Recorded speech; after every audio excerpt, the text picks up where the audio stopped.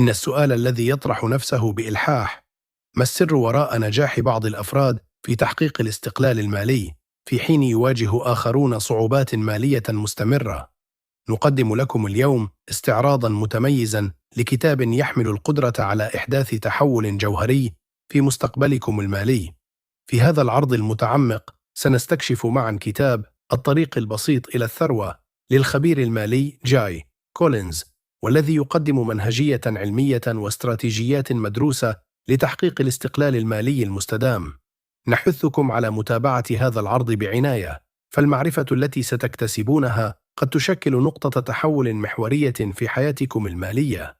يعرض المؤلف جاي كولينز تجربته الشخصية في سعيه لتوريث خبرته المالية لابنته، حرصاً على ضمان استقرارها المالي المستقبلي. في عام 2011 عندما عادت ابنته من دراستها الجامعية، طرح عليها سؤالاً استراتيجياً: هل تمتلكين المعرفة اللازمة لإدارة شؤونك المالية؟ فالإدارة المالية تشكل ركيزة أساسية في الحياة العصرية. أجابت ابنته بصراحة: نعم والدي العزيز، أدرك تماما أهمية المال، ولكن ثمة أولويات أخرى تستحق اهتمامي في الوقت الراهن.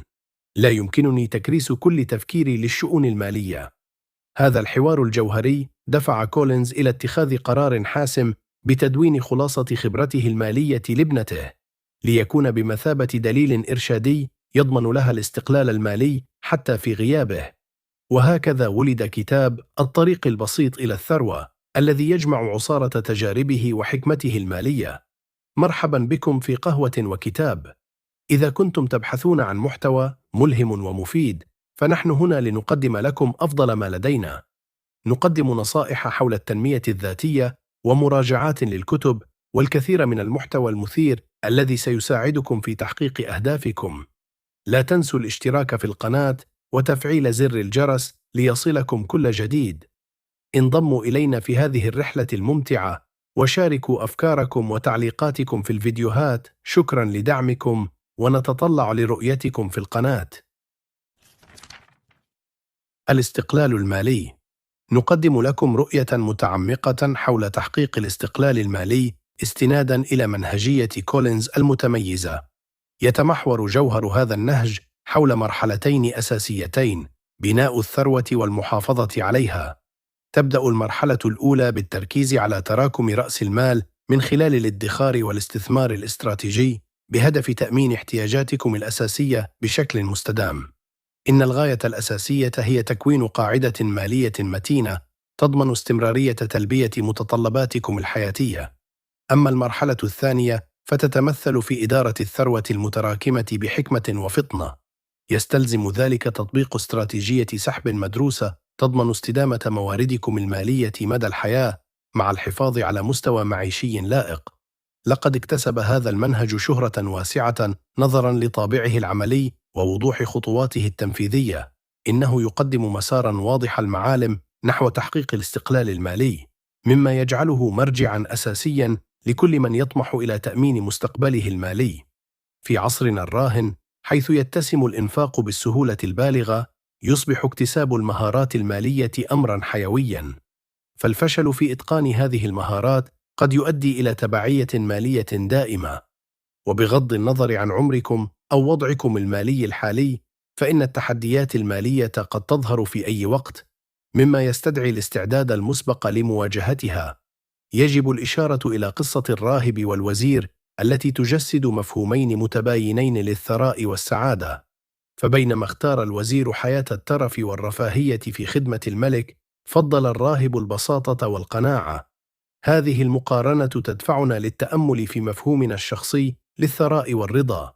يقدم كولينز نفسه كمثال حي على نجاح هذا النهج، حيث سعى دائما نحو الاستقلال المالي، ليس بهدف تحقيق ثراء فاحش، بل لضمان حياة كريمة لعائلته. رغم مواجهته للعديد من التحديات والإخفاقات، إلا أن إصراره على التعلم والتكيف قاده في النهاية إلى تحقيق هدفه في الاستقلال المالي. الديون، العبء الغير مقبول. المديونية عبء مالي يستحق اهتمامنا الجاد. إن تجربة السيد كولينز مع بطاقته الائتمانية تقدم لنا دراسة حالة قيمة حول مخاطر الائتمان غير المنضبط. عند حصوله على بطاقته الائتمانية الأولى، واجه تحدياً شائعاً في تتبع النفقات بدقة، ونتيجة للاستخدام غير المدروس تراكمت عليه مديونية قدرها $3000 في شهر واحد، وعلى الرغم من أن الحد الأدنى للسداد كان $100 فقط، إلا أن هذا الترتيب الظاهري المريح يخفي حقيقة تراكم الفوائد على المبلغ المتبقي. في مجتمعنا المعاصر أصبحت المديونية ظاهرة متفشية بشكل مقلق، يسعى الكثيرون إلى تحقيق مستوى معيشي مرتفع باستخدام الأموال المقترضة، متجاهلين التكاليف الحقيقية لهذا الخيار. إن السعي نحو الاستقلال المالي يتطلب منا إعادة النظر في علاقتنا مع الديون، فبينما قد تزيد القروض من القدرة الشرائية مؤقتاً، فإنها في النهاية تستنزف مواردنا المالية من خلال أعباء الفوائد المتراكمة. إن الآثار السلبية للمديونية لا تقتصر على الجانب المالي فحسب، بل تمتد إلى الصحة النفسية للمقترضين. يعاني الكثيرون من التوتر المستمر والقلق بشأن سداد التزاماتهم المالية، لذا من الضروري اتباع استراتيجية منهجية للتعامل مع الديون، مع مراعاة معدلات الفائدة المختلفة. للديون ذات الفائدة المنخفضة أقل من 3%، ينصح بوضع خطة سداد منتظمة مع التركيز على الاستثمار. أما الديون ذات الفائدة المرتفعة 5% أو أكثر، فينبغي إعطاؤها الأولوية في السداد. لإدارة الديون بفعالية، نقترح اتباع منهجية منظمة تبدأ بحصر شامل لجميع الالتزامات المالية، يليها ترشيد النفقات غير الضرورية، ثم ترتيب الديون حسب معدلات فائدتها، وأخيراً تخصيص الموارد المالية المتاحة بحكمة للسداد. يتطلب تنفيذ هذه الاستراتيجية انضباطاً ذاتياً والتزاماً طويل المدى، لكن نتائجها تستحق هذا الجهد. كيف تفكر في المال؟ يشكل مفهوم رأس المال الاحتياطي عنصراً محورياً في تأمين الاستقرار المالي، كما يتجلى في تجربة السيد كولينز وأسرته خلال فترة البطالة. يعرف كولينز هذا المفهوم بأنه المال الاحتياطي هو الذي يوفر المرونة المالية. بدأت رحلته في بناء هذا الاحتياطي في بداية حياته المهنية. بعد سنوات من العمل المتواصل، رغب في السفر إلى أوروبا لتحقيق طموحه في استكشاف العالم. تقدم بطلب إجازة لمدة 6 أسابيع من مديره، مع استعداده للتنازل عن الراتب خلال هذه الفترة. وعندما قوبل طلبه بالرفض القاطع، تمكن من اتخاذ قرار الاستقالة بثقة، معتمداً على احتياطياته المالية لتحقيق طموحه في السفر. يمثل رأس المال الاحتياطي مدخرات استراتيجية تمنح صاحبها حرية اتخاذ القرار. استثمر كولينز هذه المدخرات بحكمة، مما أدى إلى نمو ثروته. ساهم أسلوب حياته البسيط في خفض نفقاته، مما عزز استقلاله المالي. منحته هذه الاستراتيجية المرونة في اتخاذ قرارات جريئة، بما في ذلك إمكانية التقاعد المبكر. لتأسيس رأس مال احتياطي خاص بك، يتعين عليك إعادة تقييم علاقتك بالمال. تأمل في قيمة كل ورقة نقدية تمتلكها وإمكانياتها المتعددة. مع أن إنفاق المال أمر يسير، إلا أن الاستخدام الحكيم له يتطلب تخطيطاً استراتيجياً.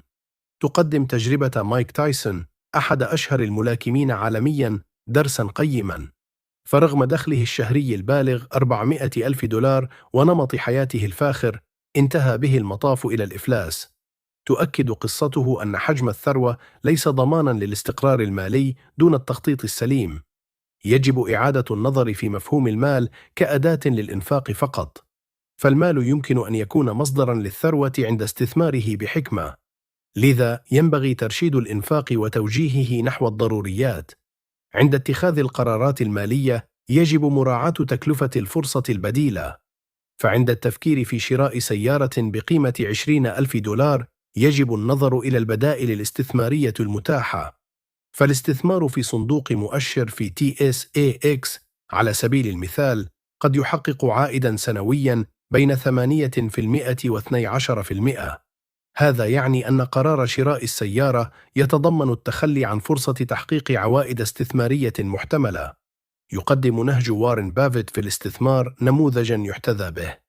فرغم خسارته 25 مليار دولار في أزمة عام 2008، حافظ على رباطة جأشه واستمر في الاستثمار، مدركاً الطبيعة الدورية للأسواق المالية. يتطلب النجاح في الاستثمار اتباع استراتيجية طويلة الأمد والتركيز على الشركات القوية ذات الأسس المتينة. انهيار السوق. نقدم تحليلاً متوازناً حول تقلبات سوق الأسهم والتحديات المحتملة التي قد تواجه المستثمرين. يستند هذا التحليل إلى دراسات اقتصادية موثوقة وخبرات السوق التاريخية. إن التقلبات السوقية ظاهرة طبيعية في الأسواق المالية، وتعد جزءاً لا يتجزأ من دورة الاقتصاد. وفقاً للبيانات التاريخية، تشهد الأسواق المالية فترات من التصحيح والتراجع، ولكنها تتميز أيضاً بقدرة ملحوظة على التعافي والنمو على المدى الطويل. يؤكد الخبراء الماليون على أهمية النظرة طويلة المدى في الاستثمار، فالأسواق المالية رغم تعرضها للتصحيحات أظهرت تاريخياً اتجاهاً تصاعدياً مستداماً. هذا النمط يدعم أهمية الاحتفاظ بالاستثمارات خلال فترات التقلب، مع التركيز على الأهداف الاستثمارية طويلة المدى. يعد التطوير المستمر للمعرفة المالية والفهم العميق لديناميكيات السوق أمراً ضرورياً للمستثمر. إن اتخاذ القرارات الاستثمارية المدروسة المبنية على تحليل دقيق وفهم شامل للمخاطر والفرص يعزز من احتمالات النجاح في الاستثمار. نؤكد على أهمية بناء محفظة استثمارية متوازنة وتبني استراتيجية استثمارية منضبطة. فالتنويع الاستثماري والإدارة الحكيمة للمخاطر تعد من الركائز الأساسية للنجاح في الأسواق المالية على المدى الطويل. لماذا يخسر معظم الناس المال في السوق؟ إن إدارة المخاطر المالية في الاستثمار تتطلب فهماً عميقاً وحكمة متأصلة. فبينما يشكل احتمال خسارة رأس المال جانباً لا مفر منه في عالم الاستثمار، فإن الحكمة تقتضي إما قبول هذه المخاطرة المدروسة أو الامتناع عن المشاركة. إليكم المبادئ الاستراتيجية الأساسية التي وضعها الخبير كولينز للاستثمار الرشيد. إن محاولة اختيار التوقيت المثالي للسوق هي مسعى غير مجد. قد يراود المستثمر إغراء الانتظار حتى ارتفاع الأسعار، أو الامتناع عن الشراء عند انخفاضها، أو التسرع في البيع عند تراجع السوق. غير أن المنهجية السليمة تقتضي الثبات والاستمرارية في الاستثمار، والتحلي بالصبر خلال فترات التراجع المؤقتة. من الحكمة تجنب الاعتقاد بالقدرة على انتقاء الأسهم الفردية الرابحة. فرغم أن العوائد المجزية تتطلب استثمارات ناجحة، إلا أن التنبؤ الدقيق بأداء سهم معين يظل أمراً بالغ الصعوبة. يجب تقبل حقيقة أن فترات العائد المنخفض جزء طبيعي من رحلة الاستثمار طويلة الأمد. لنتأمل في مثال الجعة والرغوة. كلما كان صب الجعة بحكمة على جانب الكأس يحد من الرغوة غير المرغوبة. كذلك يجب التركيز على جوهر السوق وأساسياته، متجاهلين الضجيج الإعلامي والمظاهر السطحية. إن المستثمر المحترف يركز على القيمة الحقيقية، لا على المسرحيات الدرامية التي يقدمها المضاربون في أسواق المال. إن الاستثمار الناجح يستند إلى 3 ركائز أساسية. أولاً، تجنب محاولة توقيت السوق والالتزام بالاستثمار المنتظم. ثانياً، التنويع الحكيم للمحفظة بدلاً من المراهنة على أسهم منفردة. ثالثاً، التركيز على الأساسيات متجاهلين ضجيج وسائل الإعلام. باتباع هذه المبادئ الراسخة يمكن للمستثمر تعزيز فرص النجاح وتقليل مخاطر الخسارة في أسواق الأسهم. الإبقاء على الأمور بسيطة. يعتقد كولينز أن البساطة جيدة وبسيطة ومربحة. ليس من الضروري جعل الاستثمار عملية معقدة ومخيفة. بالنسبة للمستثمرين الجدد، هناك 3 اعتبارات رئيسية و3 أدوات أساسية يجب أن تكون على دراية بها. 3 اعتبارات. أولاً، مرحلة حياة الاستثمار. في أي مرحلة أنت في رحلتك الاستثمارية؟ هل تستثمر لبناء الثروة، أم أنك تستثمر للحفاظ على الثروة التي لديك بالفعل؟ ثانياً، تحمل المخاطر. ما مقدار المخاطر التي أنت مستعد لتحملها؟ ستؤثر قدرتك على تحمل المخاطر على قراراتك الاستثمارية. ثالثاً، أفق الاستثمار. هل استثمارك قصير الأجل أم طويل الأجل؟ تؤثر مدة استثمارك على مستوى المخاطر التي يمكنك تحملها وتتوافق مع أهدافك الاستثمارية. تتصل هذه الاعتبارات الثلاثة ببعضها البعض. ستؤثر مدة فترة استثمارك على مستوى تحمل المخاطر، وستؤثر أهدافك الاستثمارية على الإطار الزمني ومقدار المخاطر التي ترغب في قبولها. قبل الإجابة على هذه الأسئلة، ينصح كولينز بالانتباه إلى النقاط التالية. لا ضمان للأمان. يؤكد كولينز مرارا أنه لا يوجد ضمان للأمان في الاستثمار. غالبا ما يخاف الناس من تقلبات السوق، ولكن إذا كنت ترغب حقا في أن تنمو نقودك، عليك أن تكون مستعدا لتحمل المخاطر.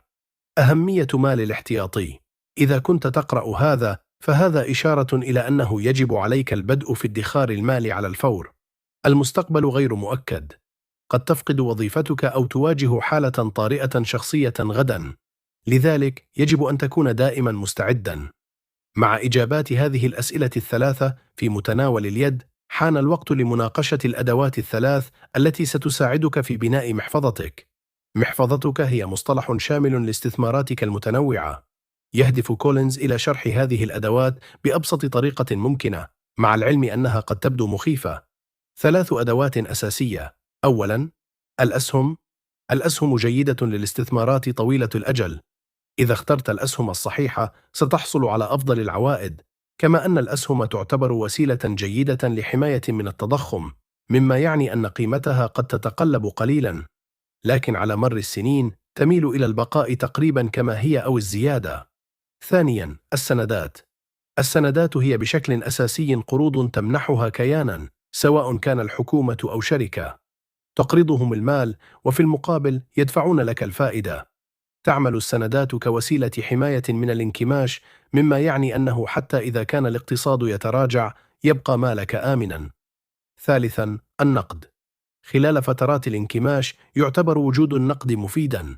كلما انخفضت الأسعار، زادت قدرتك على استخدام نقودك، ومع ذلك إذا ارتفعت الأسعار لن تشتري النقود بنفس القدر. لاحظ كولينز أن النقد عادة ما يكون له معدل فائدة أقل، لذا يقترح الاحتفاظ بمبلغ بسيط من النقد. يصبح النقد مربحاً عندما تستثمره في مكان ما. من خلال التركيز على هذه الاعتبارات والأدوات البسيطة، يمكنك بناء استراتيجية استثمار قوية وتكون مربحة على المدى الطويل. صناديق المؤشرات.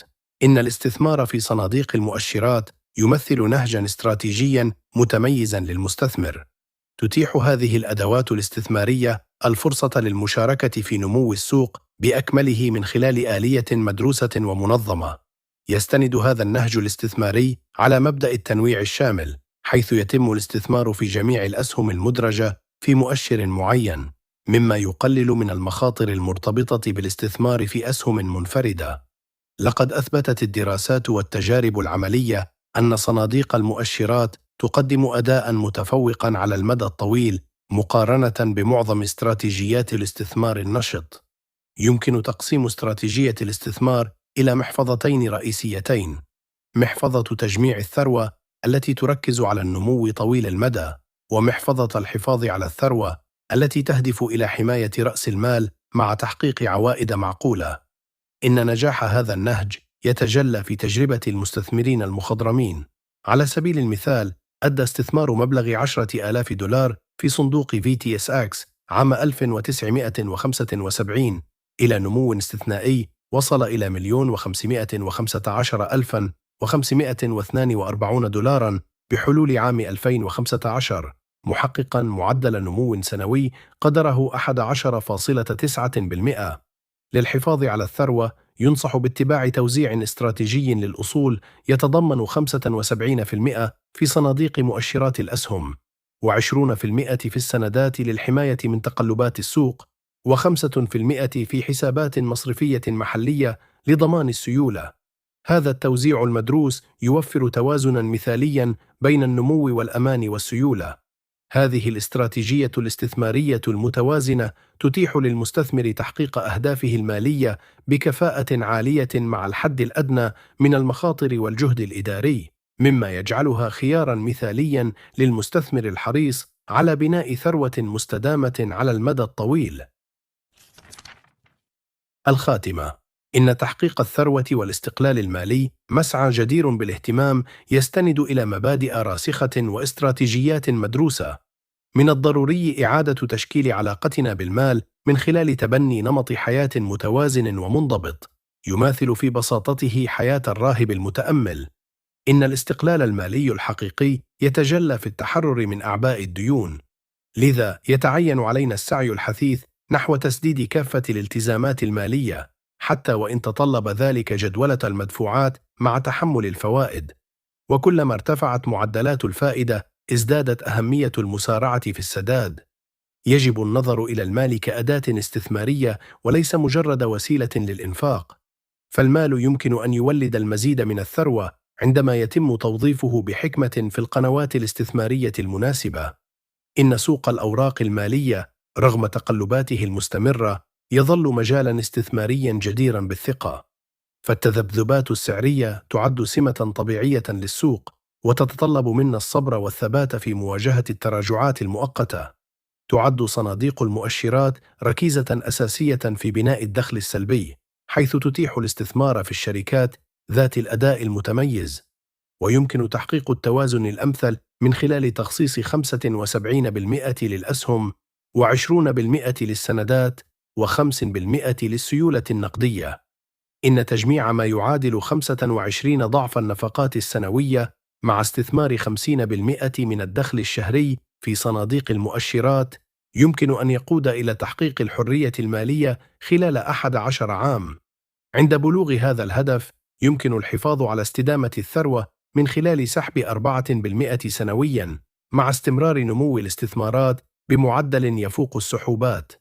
إن السبيل إلى الثراء يبدأ بفهم وتطبيق هذه المبادئ الأساسية، مما يتيح التنقل في عالم الاستثمار بثقة وكفاءة، وصولاً إلى تحقيق الاستقلال المالي المنشود. شكراً لاستماعك إلى هذا الملخص الصوتي لكتاب الطريق البسيط إلى الثروة. نأمل أن تجد الرؤى والاستراتيجيات التي تم مشاركتها في هذا الملخص مفيدة وملهمة. تذكر أن تحقيق الحرية المالية ليس حلماً بعيد المنال، إنها رحلة تبدأ بتغيير عقليتك واتخاذ قرارات مالية ذكية. إذا استمتعت بهذا الملخص يرجى الاشتراك في قناتنا لمزيد من ملخصات الكتب الصوتية ورؤى مالية قيمة. لا تنسى الإعجاب والمشاركة والتعليق على هذا الفيديو. ملاحظاتك تساعدنا في إنشاء محتوى أفضل لك. يتطلب تحقيق الحرية المالية انضباطاً وصبراً وقرارات ذكية. من خلال اتباع المبادئ الموضحة في هذا الكتاب يمكنك التحكم في مستقبلك المالي وعيش الحياة التي طالما حلمت بها.